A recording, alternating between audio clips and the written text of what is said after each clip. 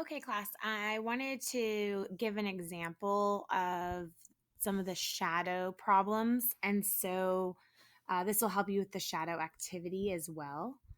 Um, I want you to understand that when you're doing the activity outside, it needs to be on a sunny day so that you're getting a shadow for the object you're doing and yourself.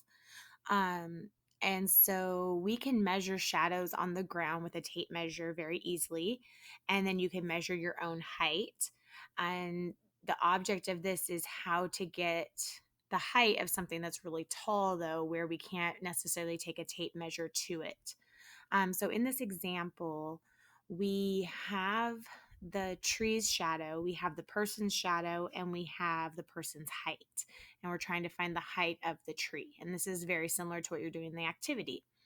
You'll notice that the shadows are in the same proportion. So you have the tree's shadow on top of the person's shadow. So since your tree is in the numerator, then you need to also have your tree in the numerator over here where we have the heights. Now, it can go the other way around where you have the person in the numerator, but then you need to have the person in both numerators, okay?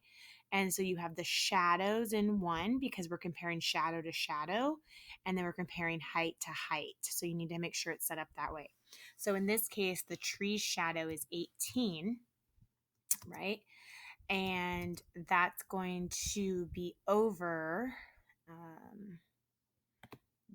the I'm just going to do a division sign. That's going to be over the person's shadow, which in this case is 8. Okay. So the tree's shadow, right, is on top of the person's shadow. And then the tree's height we don't have. So that's x over the person's height, which is 5.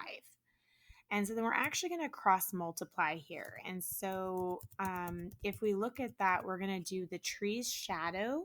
So the tree's shadow is 18. We're going to do 18 times the person's height, which in this case was 5.